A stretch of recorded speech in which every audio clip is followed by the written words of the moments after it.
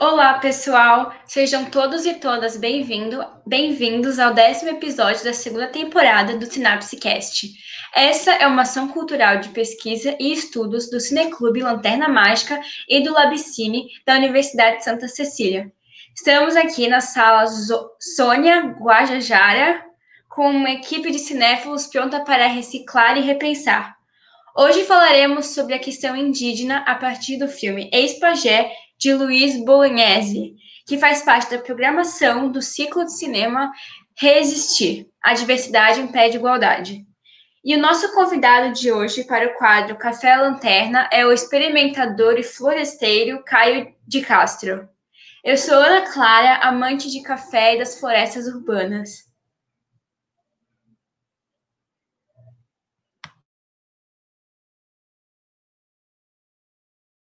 E eu tô aqui num fundo que é tipo uma mini biblioteca com livros de várias cores.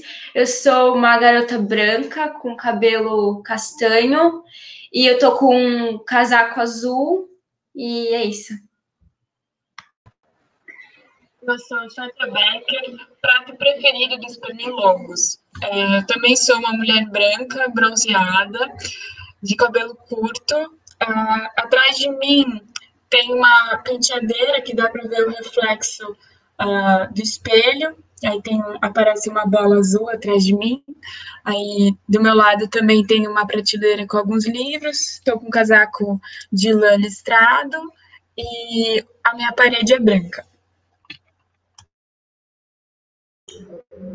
Olá, sou Eduardo Ritt, cineasta e fotojornalista e também um peregrino urbano que ama a natureza.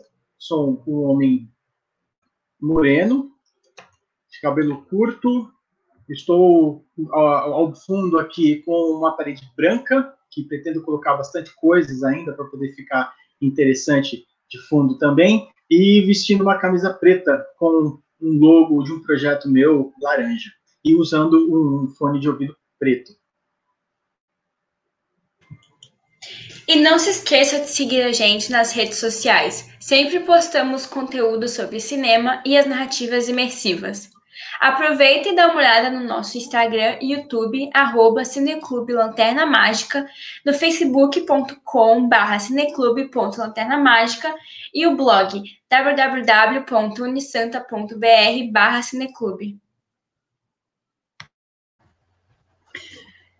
Oi, pessoal! Então, estamos começando mais um episódio do Sinapsecast e hoje a homenageada da nossa sala é a Sônia Guajajara, que é uma líder indígena e ela vem lutando pelos direitos dos povos originários faz muito tempo, se candidatou à presidência, inclusive, então ela é uma mulher extremamente articulada nesse sentido, e este ano ela desenvolveu uma série chamada Maracá, uma websérie, ela está disponível na internet, e por conta dessa série, por ela denunciar as violações dos direitos humanos que os povos originários estão sofrendo, por conta do Covid, por conta do governo federal, do descaso do governo federal, ela foi intimada pela polícia e teve todo um rebuliço em defesa a ela, em defesa aos direitos de expressão, porque, enfim, a série envolve várias questões políticas e poéticas, e isso incomodou muito o governo Bolsonaro, que, com o ministro do Meio Ambiente, que está destruindo tudo, que está institucionalizando as invasões indígenas e o desmatamento, eles acabaram fazendo isso como uma tentativa de silenciamento da Sônia Guajajara, mas obviamente ela, sendo a mulher que ela não se calou, não ficou com medo e também teve apoio de boa parte da sociedade civil e dos artistas e segue na luta. É uma série com episódios curtos, assim, é muito legal de ver o link. É o site do Maracá mesmo, maracá.org.br, vocês conseguem assistir a série. E o filme em questão de hoje é o filme Ex-Pajé, do Luiz Bolognese. E esse filme, ele integra a programação do ciclo de cinema Resistir à Diversidade em Pé de Igualdade, que já está acontecendo já faz mais ou menos um mês. A gente está, na verdade, agora quase que na reta final do nosso ciclo, e hoje teremos a presença de um convidado. Enfim, vamos falar um pouco sobre a questão dos povos originários aqui no nosso país. E, enfim, para a gente seguir agora com o podcast, eu vou passar a bola para a Ana, para ela poder ler a sinopse e falar um pouco assim, dessa parte técnica do filme Ex-Pajé. Tá, então para começar eu vou contar um pouquinho do filme do ex-pajé. Um poderoso pajé passa a questionar sua fé depois do primeiro contato com brancos que julgam sua religião como demoníaca. No entanto, a missão evangelizadora, comandada por pastor intolerante, é posta em xeque quando a morte passa a rondar a aldeia e a sensibilidade do índio em relação aos espíritos da floresta mostra-se indispensável. Esse filme foi muito homenageado, ele teve uma menção honrosa no Festival de Berlim de 2018. Ele recebeu o prêmio de crítica no festival É Tudo Verdade. Ele também foi nomeado para o Phoenix Film Award por melhor documentário cinematográfico. Ele foi indicado ao Grande Prêmio do Cinema Brasileiro e por melhor edição de filme para o Ricardo Farias, que editou o filme. É legal esse filme porque ele mostra muito as contradições assim desse encontro do urbano com o originário, vamos dizer assim, né?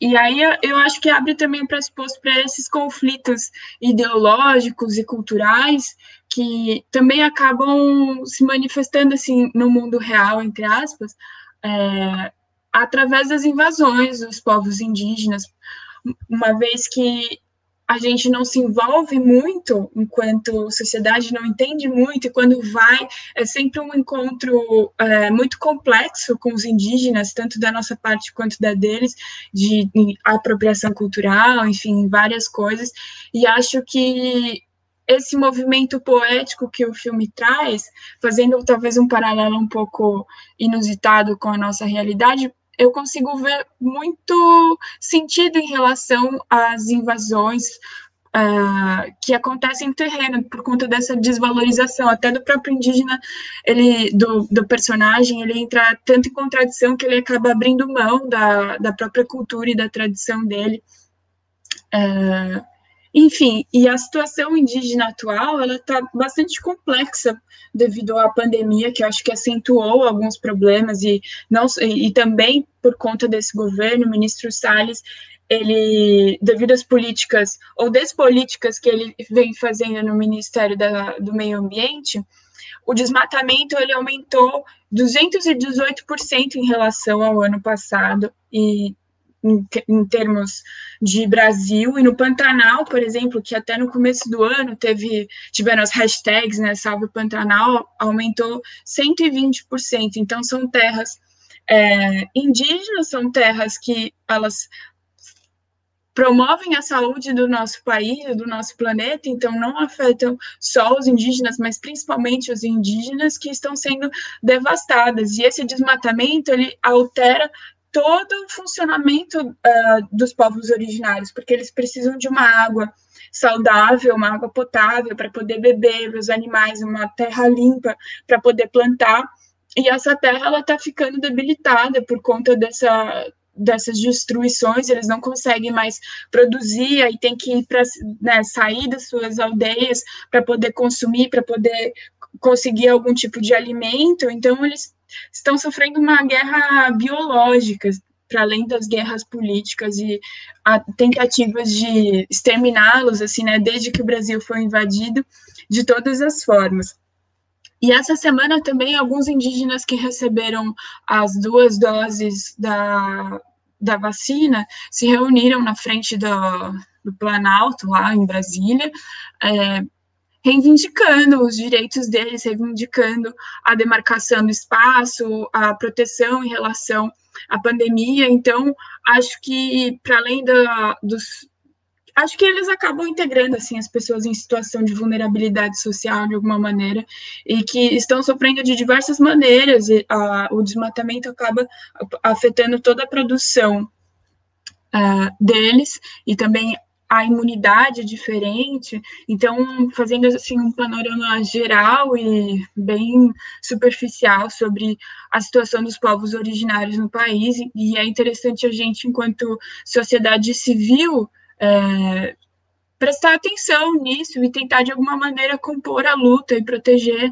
essas terras e proteger a cultura, a nossa origem, né? Nós estamos aqui, mas tiveram pessoas antes de nós, e a mandioca que a gente come vem daí, dessas origens. Então, também trazer essa atenção para esse lugar mesmo dos povos originários, para a gente poder tentar, de alguma maneira, repensar aí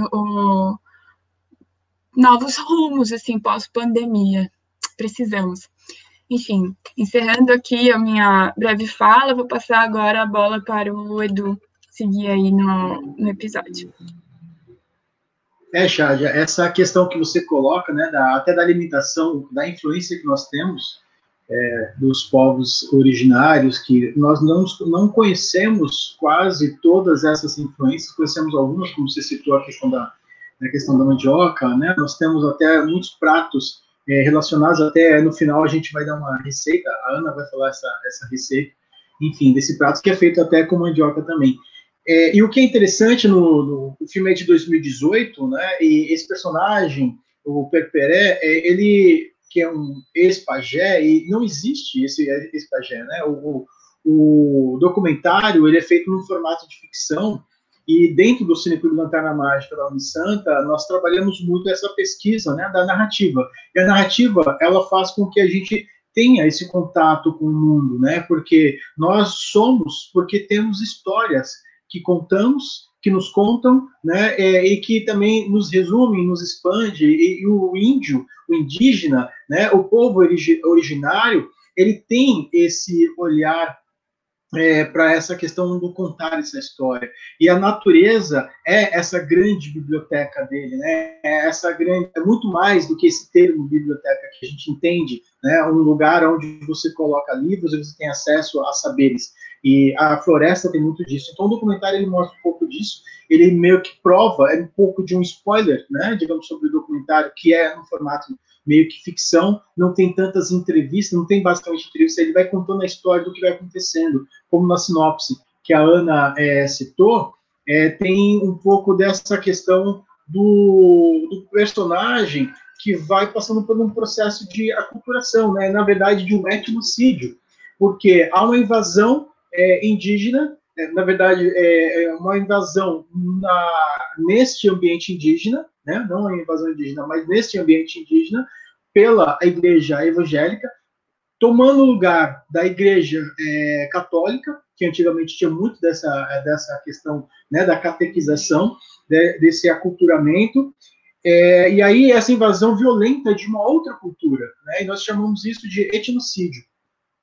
E nesse processo, as ameaças, né, do agronegócio, das madeireiras, que você citou, Chad, agora há pouco também, está relacionado muito, né, a esse aspecto que o Bolognese ele traz, mesmo ele sendo um não indígena, né, digamos, aí falando, um homem branco que mora na cidade, numa cidade grande como São Paulo, né, que a gente coloca como selva de pedra, fazendo essa relação, e aí essa questão dos povos originários que ele levanta de uma forma bem interessante, mas só que não é um documentário feito por um olhar indígena, mas o olhar de um homem branco a partir disso. E ele faz essa tradução, justamente essa perda, no caso do Perperé, dessa relação com o seu poder mítico na sua tribo, que no caso é a Paiter Suruí, que fica ali entre Rondônia e Mato Grosso, a tribo onde, né, ele foi pajé durante muitos anos. E aí ele vira basicamente, como a gente vê nessa imagem, ele é o zelador de uma igreja evangélica, né, nesse processo. Então, essa interação até acontecer, como a Ana mesmo mostrou, falou na sinopse, já conta bem a história do documentário. Ela cita, né, essa questão que ele acaba salvando uma mulher que é mordida ali por uma cobra, e aí o pessoal vendo que não tem praticamente, ela não está sendo curada pela ciência, e aí o que acontece? Eles recorrem aos antigos, né? Chamam o pajé, e aí ele salva, né? Enfim, ele tem esse processo de retrabalhar o seu lugar ali de fala, a mesma interna, até porque ele era o zelador de uma igreja, e ele não tinha mais esse potencial de pajé nessa igreja. Enfim, então a ficção ela representa muito bem esse processo da perda desse lugar interno do Perperé, né? Dessas mudanças que vai passando aí com o contato com a ciência. A ciência é muito mais rápida, é muito mais certeira. Eles acham isso, né? Até o momento que acontece algo que a ciência não estava dando resposta. E o filme mostra um pouco dessa relação, não demonizando a ciência, nem demonizando a religião, mesmo, né, no caso que a gente vê um certo maltrato em relação a ele, né, do líder lá religioso evangélico, mas ao mesmo tempo há uma discussão em si. Ele não fecha uma questão e olha, isso é errado e ponto final, mas ele coloca de uma forma para que a gente possa olhar de uma forma até mais generosa. E aí o que acontece, né? Quando ele salva a mulher e se recoloca em sua natureza, o Perperé, o pajé, né, ele percebe que ele não é um ex-pajé. Então, assim, mesmo como zelador de uma igreja evangélica, ele sentado ali, o filme termina de uma forma muito bela. Isso não estraga para quem não assistiu, porque a gente está falando de um ciclo de cinema, né, que é o Resistir, e que fala dessa questão da diversidade, e ele fala dessa questão do vazio. Eu fiz todo esse trajeto para chegar a esse momento, que é o momento que, em alguns instantes, durante o documentário, existe a presença da natureza. Se você assistir esse documentário com um fone de ouvido, ou numa boa sala de cinema, quando eu assisti foi numa boa sala de cinema, você escuta os sons da natureza e isso te toca muito forte. Quando você está em casa, às vezes você perde, porque tem um barulho externo, tem um barulho de alguém que está na casa, enfim. E se você coloca o fone de ouvido, você consegue ter um sentimento muito mais forte desse envolvimento sonoro, né, do sound design trabalhado para poder trazer a verdade dessa natureza, que nem sempre foi gravado naquele mesmo instante do que estava sendo mostrado. Normalmente sim, no caso do documentário, até por ser documentário. Enfim, então ele tenta registrar, eu quero dizer isso por que eu estou falando tudo isso? Porque o Perperé, ele se percebe como pajé, como sempre. Ele nunca vai deixar de ser pajé. Ele pode não ter aquela posição de poder, mas ele nunca vai deixar de ser pajé. Então, quando ele olha para o vazio, há o sempre nesse vazio, há a natureza naquele instante. Então, ele está sentado na porta da igreja, que é um lugar, digamos, limitado, no sentido de espaço, né? E às vezes, em alguns casos, até de pensamento também, sem tecer nenhuma demonização em relação seja a igreja evangélica, católica, todas têm o seu lado positivo, negativo, enfim, mesmo nessa questão da catequização que eles fazem, que não é algo muito positivo, obviamente, porque vem outros interesses, geralmente, né, como a Chádia mesmo citou. Então, o que é interessante, só para terminar, é esse olhar que ele faz, né? O Perperé, ele traz esse olhar de observar esse espaço que há entre ele, um todo, e esse todo que a gente chama de vazio, mas ele percebe, ele escuta a natureza. E numa sala de cinema, como eu disse, né, numa sala boa, você escuta essa natureza, tem um som de um pássaro que está atrás de você, e aí ele não olha para o pássaro, ele não precisa, mas está fazendo parte desse todo. Então é muito interessante, isto é cinema, né? Então ele faz um documentário, trabalhando com a ficção, e faz com que a gente faça uma imersão no que é ser um pajé. E aí a gente vai passando por todo esse processo. E aí hoje nós trazemos, né, como convidado o Caio, justamente porque ele faz esse processo de sair do ambiente da cidade, que é cheio de cacofonia, de sons, e vai para o ambiente da floresta. Enfim, então quem vai apresentar o Caio, o nosso convidado de hoje, é a Ana, com você. Então, para começar o nosso bate-papo, o nosso Café Lanterna, eu vou dar a mini bio do Caio. Caio de Castro é experimentador e floresteiro. Sua trajetória parte da educação e se expandiu à pintura, música, atuação, produção cultural, palestras e etc. Atualmente vive na floresta em Boiçucanga e não decidiu o que vai ser quando crescer. Oi, Caio, obrigada por estar aqui com a gente hoje. Quer falar Oi, alguma coisa? Oi, Ana. Agradeço a oportunidade, estou me sentindo lisonjeado. Para todo mundo que está ouvindo saber, sou um sujeito branco com a origem vira-lata, que veio dos negros, dos índios e dos europeus. Então, eu estou aqui num cenário que eu considero muito bonito, no meio da Mata Atlântica, no litoral de São Paulo, uma cidade, um estado enorme da América Latina, com cerca de 20 mil espécies de plantas ao meu redor. Estou perto da praia, dentro da floresta, um lugar muito bonito para o meu gosto. É lindo mesmo. Agradeço o convite. Para começar, já começando, o que te fez largar tudo e ir morar no meio do mato? Difícil definir assim, Ana. Acho que foi um conjunto de acontecimentos. Acho que vale eu dizer que não foi planejado. Então, diferente de algumas pessoas que planejaram a saída da cidade, para mim foi uma série de acontecimentos que me trouxeram até aqui. Então, já existia da minha parte uma vontade de explorar algumas questões que eu considero importantes, como o som, a limpeza, mas acho que uma viagem que eu fiz para a Amazônia um pouco antes foi um ponto importante que me marcou assim na trajetória. Basicamente, eu vivia na cidade, fui até a Amazônia, fiquei algum tempo lá, um bate-volta, né? Um pouco mais de 2 meses, e quando eu voltei, senti nesse espaço um lugar mais acolhedor para eu desenvolver as minhas ideias de vida. E você falou dessa viagem para a Amazônia, eu não sei se é essa viagem, mas o que ficou dessa experiência com o povo Rony Queen?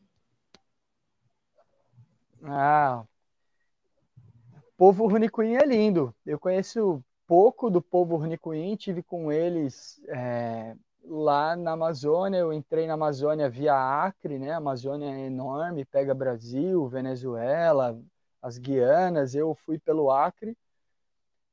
Tive com o povo Runicuim durante um período curto da minha estadia no Acre e ficou um monte de coisa, né? Mudou a minha vida, na verdade. Teve vários acontecimentos bonitos, assim. Um que eu me lembro, que talvez seja legal de contar causa, foi depois de uma jornada de trabalho que a gente fez plantio. Eu fiquei com um grupo indígena que quase nenhum falava português, era uma aldeia já mais remota. Os mais jovens falavam português, os mais antigos quase nenhum. Aí depois dessa jornada de um dia de trabalho, eu me deparei num rio enorme, talvez com 50 metros de largura, e fiquei no horizonte ao lado de um velho índio olhando o rio. A gente ficou uma meia hora em silêncio, olhando para o mesmo lugar, assim. De alguma forma, eu tive a sensação de uma conversa telepática. Ele percebia muito a minha presença e sentir as diferenças da minha história de vida e eu a dele.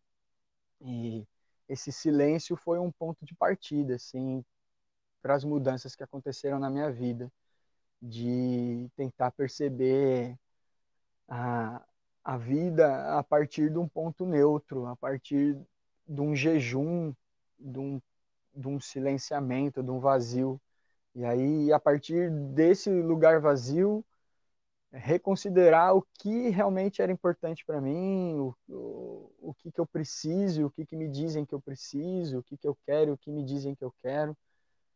É difícil definir assim, o que ficou dessa experiência, porque acaba marcando a minha vida até hoje, assim, fica nas células, né? De alguma forma, ainda existe uma relação de quem eu sou hoje com esses momentos com esse povo. Caio, no caso, eu achei legal isso, essa vivência que você falou de ficar meia hora, né, em silêncio, e é tão difícil hoje em dia, né, com tudo que está acontecendo. Antes já estava muito difícil esse silêncio, assim, para muitas pessoas, né? Não é que é difícil, ele é simples às vezes, para algumas pessoas pode ser difícil. Mas vivendo na cidade, ela traz um pouco dessa coisa de estresse. Mesmo uma cidade pequena que seja, como Santos, que é uma cidade de médio porte, no caso onde eu estou agora aqui, né? A Ana também. Ana, você tá em Santos também, só para lembrar? Estou em Santos também. Tá. Aí, no caso, vocês estão em Boiçucanga, né? E aí tem um outro ar também do tempo passando. E aí eu queria saber de você, assim, qual é a grande diferença, né, de viver rodeado pela natureza, né, e viver na cidade? Qual que é, digamos, o vazio na cidade? Ou a gente pode traduzir o vazio como silêncio também, esse lugar de espaço que você teve junto com, né, esse indígena, essa experiência dessa troca, e teve um espaço entre vocês, ao mesmo tempo ele confluiu em tantas coisas, como você acabou de falar. Então, como que o que você sente muito forte essa diferença, ou ela não é tão assim gritante para você? Legal, Eduardo. Acho que a sua própria pergunta já vem os pontos centrais da minha resposta. Existe um pano de fundo que nos impacta até no plano inconsciente, né? Então, tem uma paisagem sonora, uma paisagem visual, que no momento onde você está dando foco para alguma coisa, existe um plano de fundo atrás influenciando. Acho que um dos pontos é esse. O ar que a gente respira, a água que a gente toma, e os ruídos que acabam me incomodando bastante, ou me alegrando bastante, e essa paisagem visual. Mas talvez o maior impacto que eu percebo, você falou na tua construção da pergunta, que é em relação à experiência da sensação do tempo fluindo. No meio da natureza, é mais notável um tempo orgânico da planta crescendo, do rio passando. A gente percebe a manhã, a tarde, a noite com uma potência maior. As estações do ano são mais acentuadas, as percepções. E aí essa percepção, a partir da relação com a natureza, modifica o tempo de ação e reação que eu tenho em todos os outros ambientes da minha vida. Acho que a principal sensação é essa, assim, de mudança. Mas intimamente eu me adapto bem com as duas coisas. Quando eu fiz essa experiência primeira de ir a um lugar mais distante, eu já tinha tido outras experiências na natureza, né? De ir para praia, para parques, para fazer trilhas. E nunca foi algo muito chocante para mim. Tem pessoas que falam, nossa, você foi lá. Para mim foi tão natural a transição, eu nem percebi assim muito a saída passando. Eu fui de carona, então levei 21 dias para chegar. E aí, esses 21 dias, até eu chegar lá na aldeia Runicuim, já estava quase 40 dias de viagem. Então, foi muito tranquila a transição. Eu não senti uma coisa muito impactante. Para mim é tudo vida, todo mundo ser humano.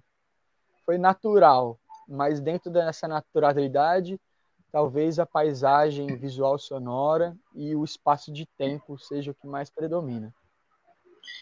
Legal. E essa questão, né, de você mudar o ambiente, porque dentro da cidade a gente muda normalmente. Eu, pelo menos, mudei a minha vida inteira. Uma vez eu parei para contar, eu cheguei a 33 lugares que eu já morei na minha vida, isso com 45 anos. Então, assim, é praticamente um nômade, né? Enfim, então, assim, é muita mudança, mas isso tudo dentro da cidade. Eu nunca fui para um ambiente, seja rural, morar num ambiente rural, ou num ambiente meio que uma floresta, um ambiente mais dentro mesmo, né, de uma mata mais fechada, assim, no alto de uma colina, de repente, no meio da floresta. Isso eu nunca mudei. E aí eu vejo que hoje, e é algo que eu tenho vontade, né, de morar, pelo menos passar, sei lá, um mês que seja, para sentir inicialmente, ou talvez uma semana para começar, numa ecovila. Como que você, eu sei que você tem aí, né, no seu terreno, enfim, no seu habitat, né, que você cria de contato com a natureza, sempre uma construção, como você falou, né, de espaços, né, de respeitando esses espaços e possibilidades também de ter esse contato, seja fazer uma fogueira, né, como você citou antes da gente entrar aqui no Sinapsecast.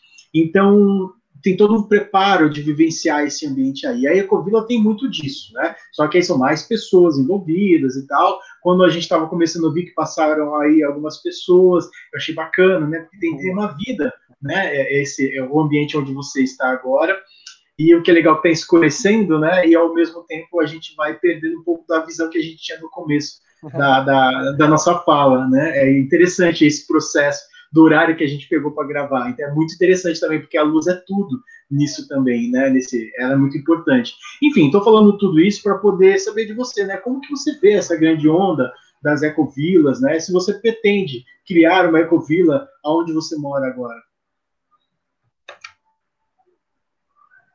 Legal. Alô, tá me ouvindo? Estou ouvindo. Aí. Eu pensei mais, Eduardo, no começo, quando eu mudei para cá, eu cheguei aqui no espaço sem eletricidade, sem água encanada, numa casa em ruínas e no meio da floresta. Não é tão no meio, eu estou a 2 quilômetros da parte urbana, então eu estou próximo da comunidade mais urbana. E hoje eu vivo todo o luxo que a cidade proporciona. Já tenho a água encanada, que eu colho da própria nascente na montanha, tenho eletricidade, tenho chuveiro quente, geladeira, fone de ouvido, então tá muito fácil. O que eu penso, no começo, quando eu mudei para cá, eu fiquei sozinho alguns meses, ainda sem esses acessos, então foi uma imersão mais intensa. Depois desse primeiro momento, conforme eu fui colocando eletricidade e tal, eu recebi algumas pessoas aqui no tom de residência artística. Então, passaram a morar aqui até 7 pessoas simultaneamente. Quando tem 7 pessoas morando, já começa a dar algumas notas do que a gente chamaria de ecovila. Então, eu tive várias percepções nesse sentido do que poderia ser essa convivência coletiva. E aí tem 2 grandes desafios. O primeiro, o espaço.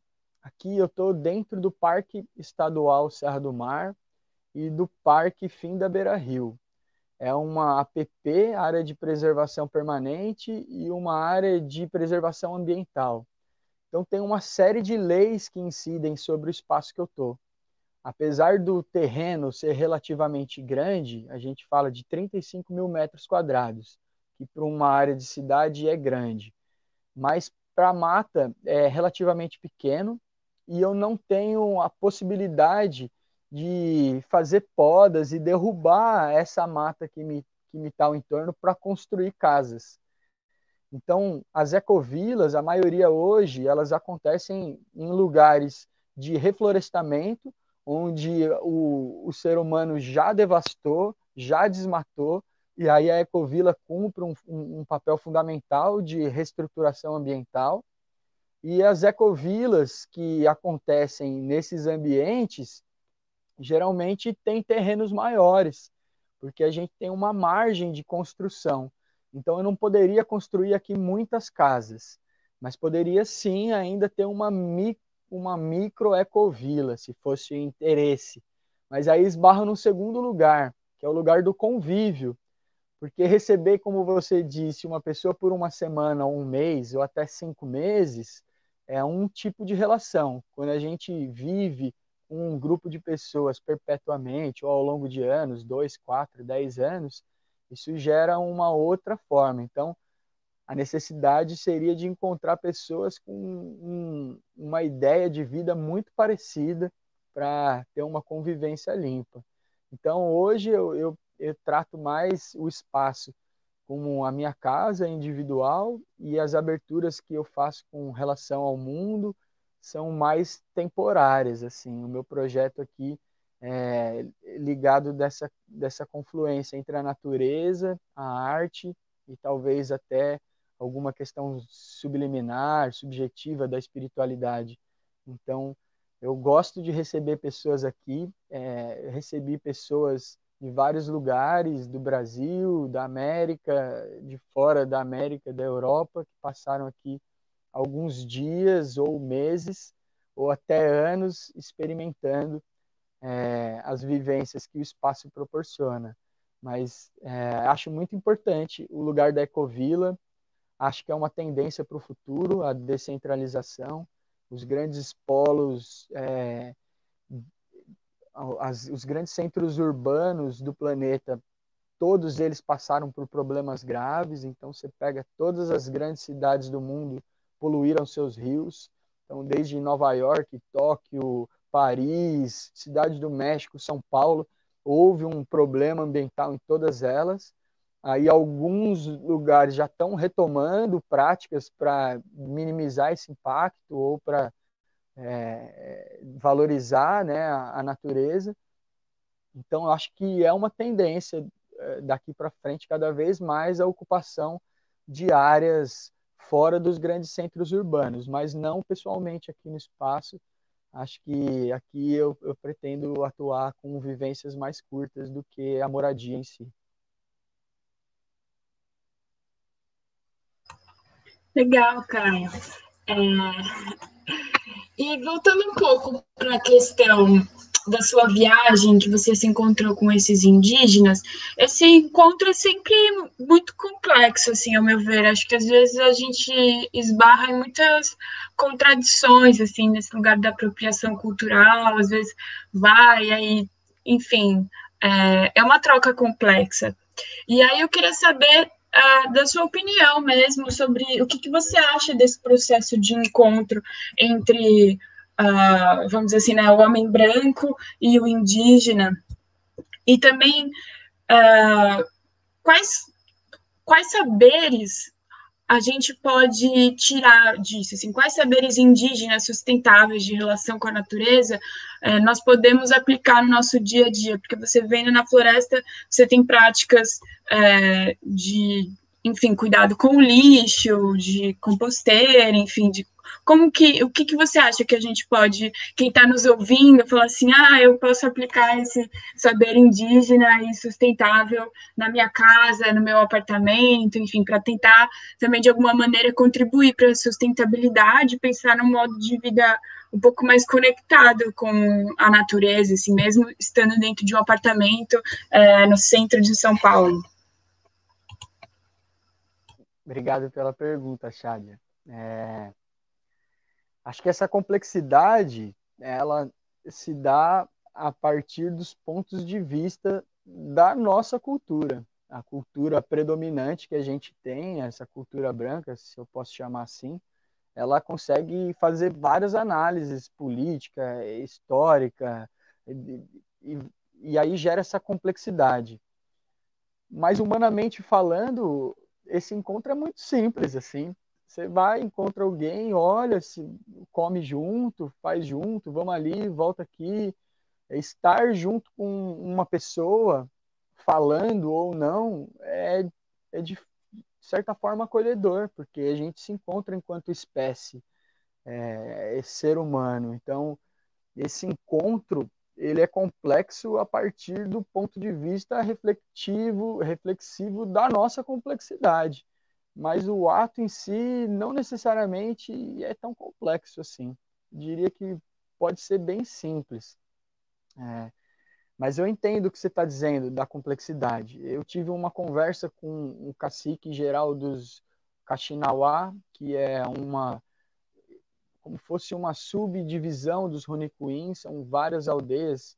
Eu tive num lugar saindo de Tarauacá, E aí é um rio, Rio Tarauacá, são 13 aldeias bem distantes uma da outra, aí vai de barco, e aí eu tive contato com um cacique geral, que é o Assis, que inclusive foi vereador lá e estava tentando se tornar deputado em defesa dos interesses indígenas. Aí o que me marcou muito das conversas que eu tive com ele foi a palavra que ele usou, magnetismo.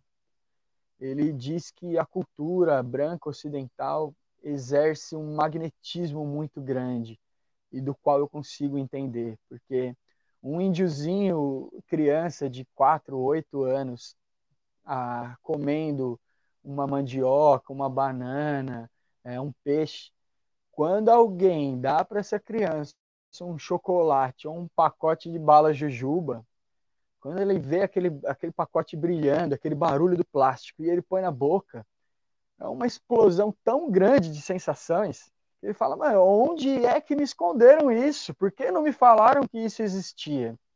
Então, quando a aldeia que eu fui, eu levei 5 horas e pouco para subir o rio de barco. Para voltar é rápido porque está descendo. Eles levavam mais de um dia remando para subir. Então, você imagina que era 2 dias para chegar num lugar que agora em 5 horinhas você vai. Né? A mesma coisa, como é que eles capinavam o terreno hoje, aí alguém foi lá e levou uma enxada para os caras.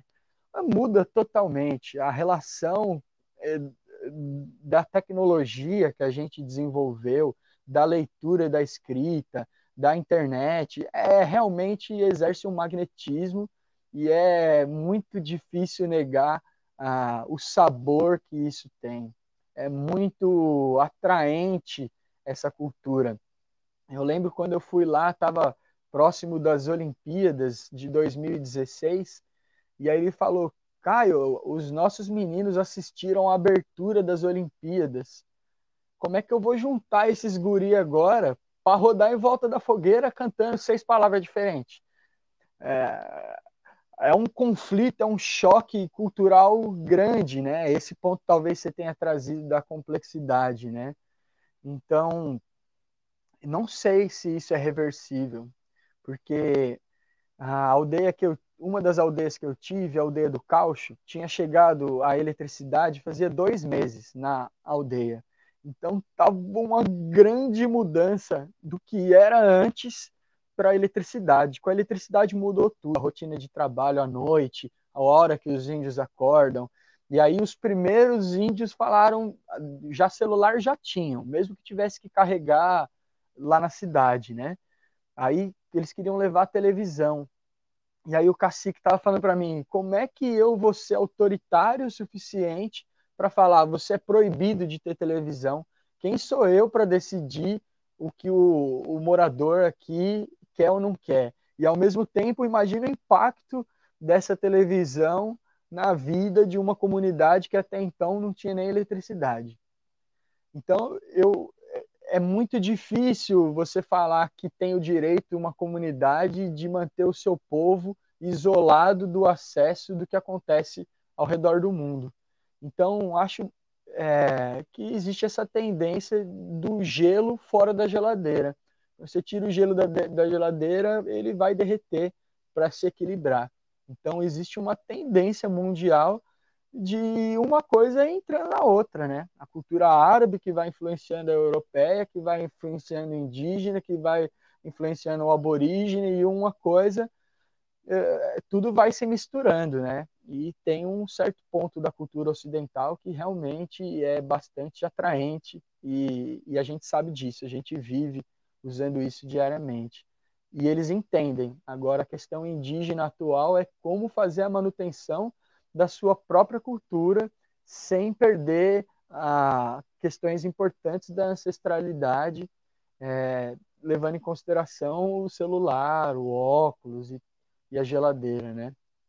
Então, esse é um ponto. Aí acho que a segunda pergunta que você fala é como trazer isso para dentro da cidade, né?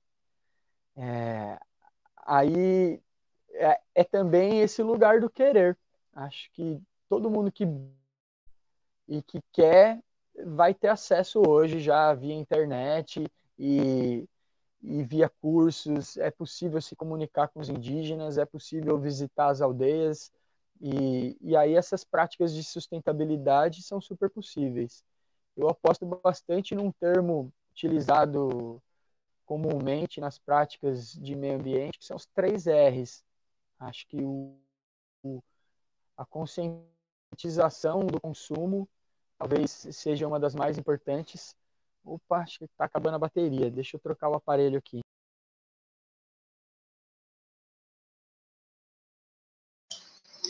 Bom, enquanto o Caio ele está retornando à questão da bateria dele, é interessante que todas essas relações, né, com o fato do desenvolvimento e como que a gente acaba lidando com isso a partir desse recorte que o cinema faz também, né?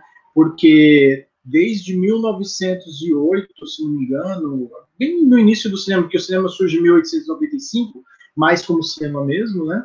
E aí ele tem todo esse processo de registro do habitat, né? Das cidades, começa com os Méliès, com os irmãos Lumière, depois o Méliès vai trazer essa parte, né, mais da ilusão do cinema, e aí o cinema ele é colocado muito também como um estudo etnográfico também. Então eles começam, porque a máquina era muito pesada ainda, né, para poder levar para vários lugares. Então essa fala do Caio agora me lembrou muito o início do cinema, de buscar esse contato com essas pessoas, essa transformação que traz, como ele falou, da iluminação na cidade, a televisão. Então, quando o cinema surge, não tinha nem rádio e nem televisão. E o que é interessante é esse processo, né? Como que o cinema traz o olhar também para quem é da cidade e cresceu naquela cidade do início do século XX, né, o século passado, e como que era essa transformação nesse sentido. Então, no Brasil surge por volta de 1908, quando o cinema chega ele chega no Brasil em 1897, né, bem logo depois, porque era a questão comercial também, que eles queriam ganhar dinheiro, obviamente, então saiu espalhando pelo mundo, mas começando a ficar um pouco mais leve, e depois com a câmera na mão, que aí já é mais década de 50, 60, principalmente década de 60, que aí vem um cinema novo, e tem todo esse processo, para que a gente possa ter aí registros muito importantes, né, dos Yanomamis, dos Tupinambás, enfim, todos os povos guaranis, que o povo guarani não é só um povo. Até recentemente, o presidente da Argentina chamou, né, o brasileiro de povos da selva, né, falando que nós surgimos da selva, e ele tem razão nesse sentido, por mais que foi uma fala racista, de certa forma, racista etnograficamente falando, mas ele se baseou numa música, tentou se explicar, porque tem uma música que fala disso, né, das origens do povo latino, mas não deixa de ter um certo preconceito em relação ao que ele coloca, né? Mas eu sinto também que o argentino não tem tanta raiva do brasileiro, pelo menos uma parte deles, né, como o brasileiro tem a raiva do argentino, de certa forma, talvez mais por essa coisa do futebol, né, dessa interação que o futebol traz. Enfim, então eu acho que é muito importante fazer esses links, aproveitando esse momento que o Caio está recolocando aí a bateria do celular, para que a gente possa ter essa troca, como a gente tem do Expagé, essa imagem que a gente vê, no caso, para quem está ouvindo só, né, a gente está exibindo no formato podcast uma imagem do Perperé, na mata, né, e ele está com uma roupa, está engravatado, ele está com uma camisa branca, uma gravata preta e uma calça preta, que é a roupa dele de ir para a missa. Ele é o zelador, né, é o porteiro dessa igreja. Então esse é o posicionamento que ficou para ele. E aí dialoga muito com o que o Caio colocou agora, né? Ele fez essa referência a essas transformações que o povo acaba passando. Então, essa coisa da mata. Eu fiz uma citação também de brincar, né, com a mata como uma biblioteca. Então, tem muito esse processo dessa mata que traz muita informação. E a gente perdeu, e aí, o que a gente já colocou agora há pouco também, dessa questão das ecovilas. A gente está voltando para essas matas que foram destruídas, e o SPAGE mostra um pouco desse processo, dessa destruição cultural, desse etnocídio, né, como eu citei na minha fala anterior, então dessa invasão violenta de outra cultura.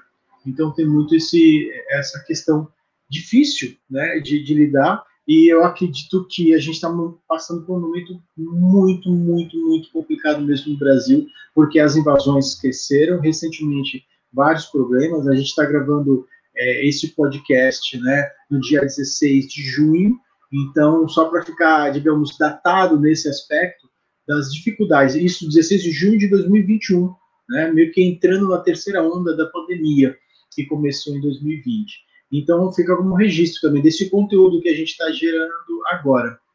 Enfim, então é isso. Shadia, queria ver com você se o Caio consegue retornar, senão a gente Ele encerra. voltou já, Edu, eu acho. Mas não aparece para mim aqui na conexão. Está aparecendo como dispositivo não conectado. Eu não tenho como liberar a entrada dele.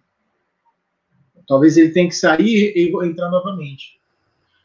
Não estou entendendo. Ô, Shadia, ele pode entrar com você, de repente, só para a gente fazer a parte final na mesma tela. Não tem problema. Quem não sabe, eu e o Caio, nós somos um casal.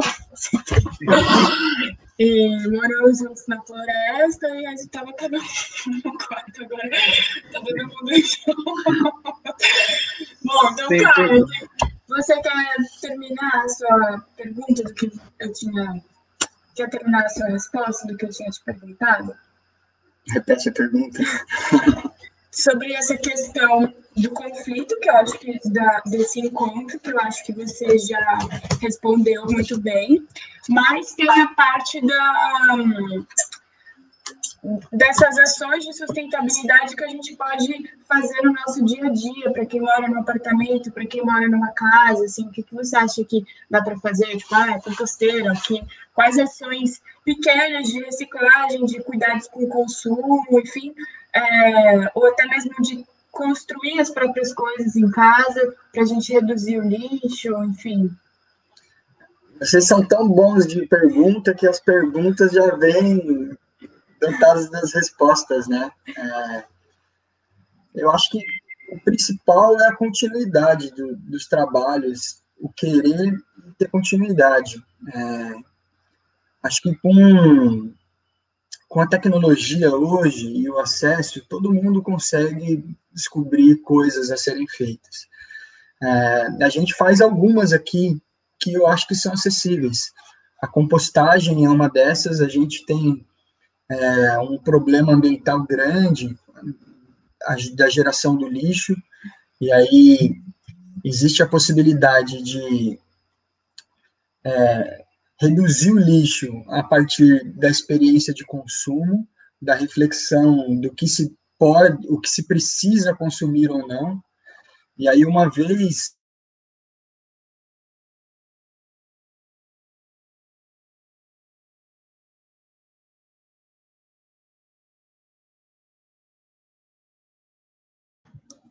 Só para mim que travou? Consumido, as embalagens que isso vem, então...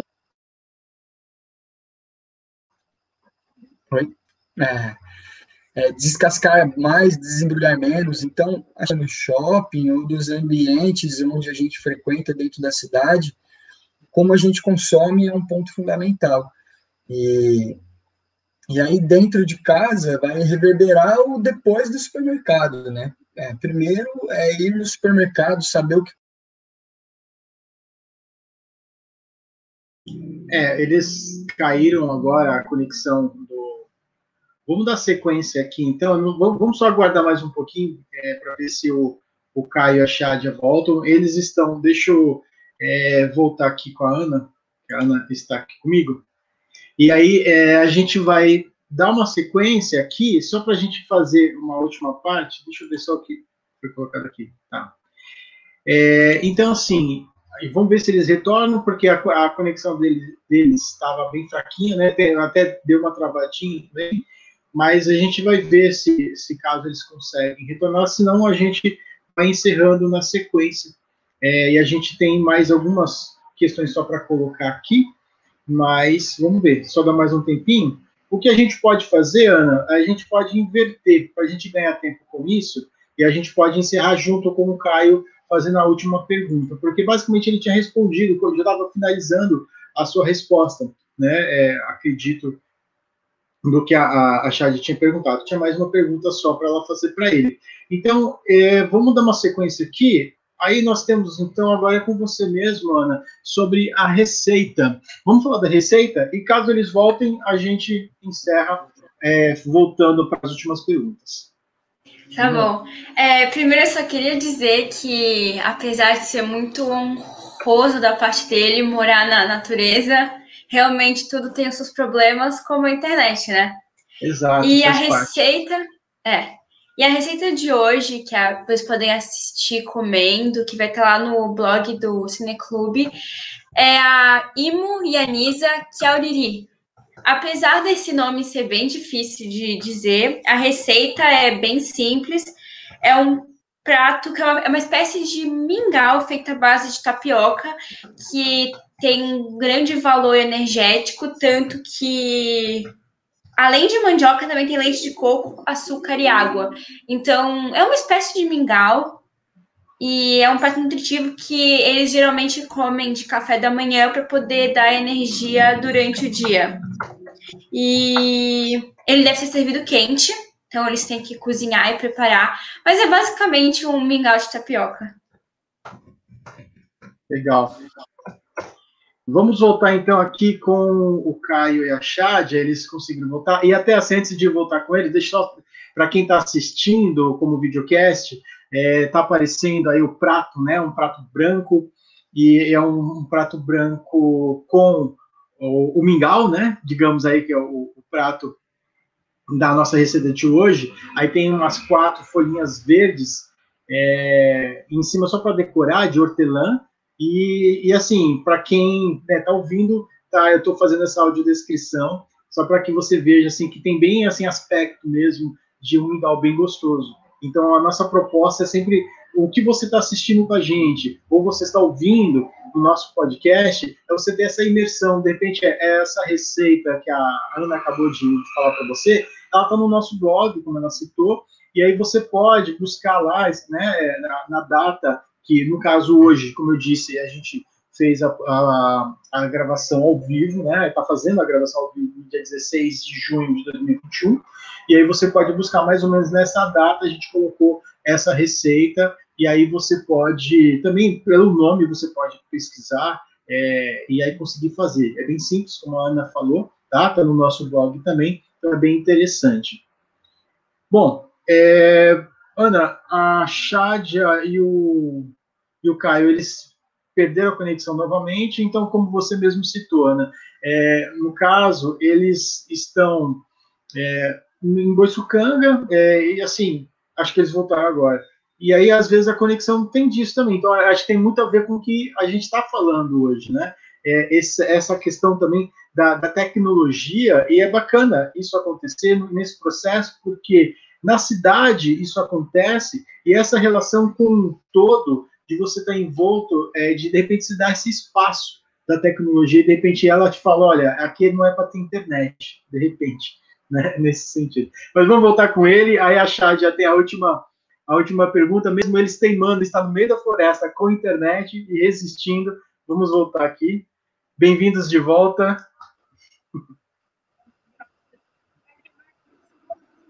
Tá sem o áudio de vocês. Eu acho que o áudio ele tá liberado, mas não tá. Ele tá bem baixinho. Tenta mudar o microfone no câmera. Ou colocar o fone, Chad, para você fazer a pergunta. Na hora que o Caio for responder, você passa para ele. É só essa última parte que a gente já encerra. Geralmente a internet funciona, mas em dias de chuva, aí a gente sente mais a força da natureza aqui em casa, e aí é bem nesse lugar mesmo de a internet não deveria estar aqui, mas de alguma maneira a gente tenta buscar essa integração, E aí é lidar com isso mesmo, assim, para chegar em casa tem um rio, a gente passa por 3 riachinhos, e aí quando chove muito, muito, muito, não dá nem para sair de casa, e aí é isso, não vai dar para sair de casa. Então tem esse lugar, assim, de que é um respeito também à natureza maior do que as nossas vontades. E aí a pergunta que eu quero fazer para a gente finalizar vai muito ao encontro de tudo isso que a gente está vivendo agora, que é essa relação com a tecnologia. Eu estou lendo um livro muito legal que se chama O Zen e a Arte da Motocicleta, que o autor, ele é um filósofo, Robert Pirsig. Ele coloca, assim, esse livro ele escreveu nos anos 70, na época da contracultura, quando tinha o movimento hippie, em que todo mundo estava indo para a natureza e negando completamente a tecnologia, demonizando a tecnologia, e aí ele vai e fala assim, não, peraí, mas dá para ter uma experiência meditativa, uma experiência de iluminação com a tecnologia, depende da forma como a gente lida com ela e desses espaços. Eu acho que aqui também a vida que a gente leva, e talvez até assim um paralelo dos indígenas recebendo a tecnologia, né, vamos dizer assim, né, essa tecnologia de que liga e desliga e tem que botar no carregador, talvez caia um pouco nesse lugar do Zen, de como que a gente pode usar a tecnologia de uma forma saudável para que ela possa nos abrir caminhos, porque o computador ele já virou quase uma parte do nosso organismo, o celular também, mas como que é esse uso, ou quais outras coisas que a gente pode ter, porque o autor, no livro, ele fala, eu uso uma motocicleta para ir viajar, e aí quando eu estou horas e horas viajando, ele atravessou a América com uma moto e o filho na garupa, através dessa moto ele teve uma experiência meditativa, de silêncio, de ver diversas paisagens usando uma tecnologia. Então, como que você acha, quais caminhos possíveis, de repente, para a gente pensar e repensar esse uso da tecnologia de uma forma saudável, de uma forma em que ainda exista o uso, o espaço para o silêncio e para o vazio?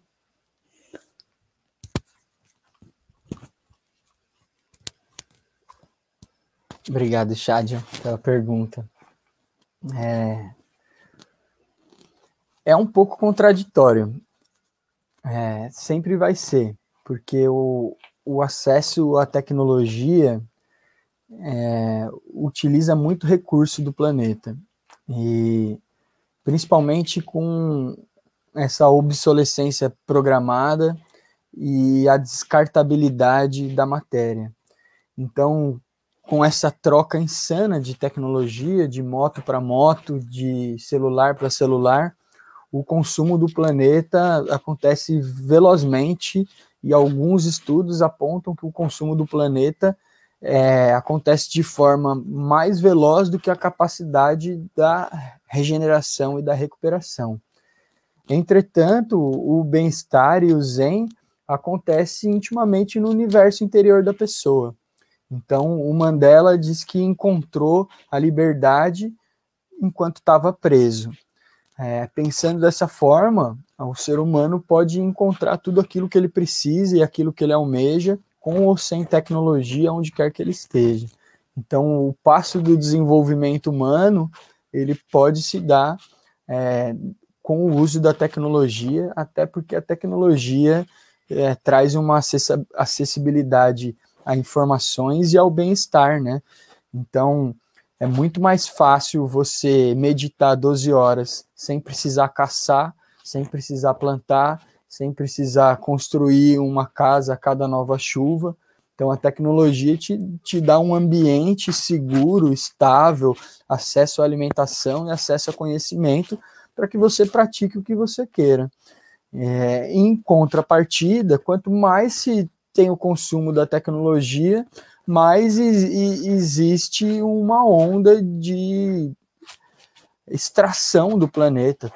Toda tecnologia ela sai de algum ambiente do planeta. Então, existe o espaço para contradição e existe o espaço para o desenvolvimento humano em qualquer ambiente que ele esteja.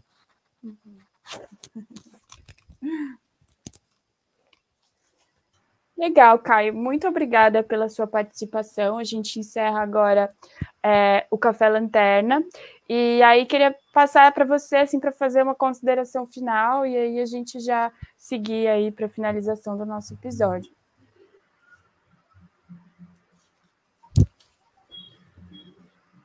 Queria agradecer o convite.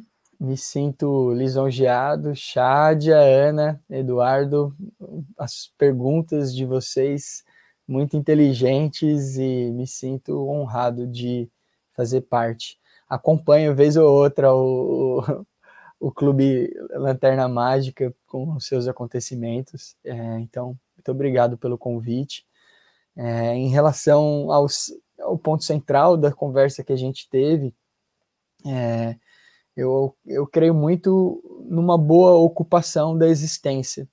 E aí esses saberes indígenas e ancestrais, eles nos mostram muito esse lugar da relação. Então, mais do que saber sobre o plantio e sobre a natureza, é um saber interno de olhar o outro e de reconhecer no outro uma importância tão grande quanto a nossa. Então, o respeito àquele que está do nosso lado, àquele que trabalha com a gente, as matérias, o respeito à natureza bruta, né? É fácil respeitar o gatinho e a arvorezinha, mas também respeitar as matérias processadas pelo homem. Então, o respeito ele vai em várias esferas que vão influenciar o consumo e as relações humanas. Então, dessa ambiência da floresta, eu acho que a gente pode estar na cidade e pode estar onde for e ter um pouco do usufruto dessa sabedoria, né, das estações do ano, do tempo de ouvir, de escutar, e acho que isso é uma coisa que a gente pode refletir no dia a dia, onde a gente estiver. Então, encerro aqui a minha participação, agradeço bastante o convite de vocês, espero conversar mais sobre esse tema e outros temas, tá bom? Obrigado. Tchau, Caio, obrigada. Um beijo para vocês, até já. Valeu, Caio. Chad, é só para uma informação que acho que é importante, assim, o Caio ele trouxe para a gente, né, muitas informações e bem legal essa troca com ele e todos os projetos que vocês estão desenvolvendo aí em Boiçucanga, e eu acho muito bacana. Pena que não dá para virar uma ecovila, talvez não seja, né, como ele mesmo falou, assim, pela questão do espaço, enfim, a questão legal, né, da própria floresta que não pode ser mexida, isso é muito bacana também. Mas o que eu acho interessante é que hoje o nosso tema é questão indígena e a gente foi muito além da questão indígena também, né? E aí, respeitando a questão dos povos originários e, ao mesmo tempo, a gente falando das nossas questões, a gente se incluir como humano dentro desse processo todo, aprender com eles e o que eles aprendem com a gente também, né? Com certeza a gente também vamos poder expandir ainda mais esses assuntos. Então, eu queria saber de você, Chad, é o que falta hoje para a gente conhecer ainda dentro desse nosso SinapseCast que já está terminando, qual é o filme da semana que vem? O filme da semana que vem, ele é o Denúncia Vazia, que foi dirigido pela Adélia Sampaio, que foi uma das primeiras diretoras mulheres do nosso país. Ela é uma mulher negra, vinda de Minas Gerais, enfim, foi uma militante ativa durante a ditadura também, então ela ainda está viva e é uma mulher com um trabalho incrível, e a gente está muito feliz de colocar o Denúncia Vazia na programação do nosso ciclo de cinema Resistir à Diversidade em Pé de Igualdade. E a sinopse do filme é bem simples e direta e ácida, talvez, não sei se essa é exatamente a palavra, que é uma característica forte dos trabalhos da Adélia. Sem recursos para o aluguel de outro apartamento, 2 velhinhos resolvem suicidar-se depois de receberem uma intimação de despejo. Essa é a sinopse que foi, inclusive, feita pela própria Adélia, e o filme está disponível no MUBI, então convido a todas, todos e todos a assistirem e participarem da nossa conversa semana que vem. Então é isso, pessoal. Muito obrigada a todos vocês que participaram do nosso episódio e, enfim, foi uma troca muito legal e também muito dinâmica aí com a vida da floresta. E a gente se vê numa próxima. Até mais. Tchau, pessoal. Passo para a Ana, então, dar o último recado da gente de hoje. Agradeço aí você que está nos ouvindo, quem nos assistiu, e ao Caio, nosso entrevistado de hoje. Tchau, até semana que vem. Tchau, muito obrigada pela sua audiência e por ouvir a gente, passar com a gente por tudo isso. Lembre-se de curtir os nossos conteúdos nas redes sociais, nas plataformas de podcast e mandem suas sugestões.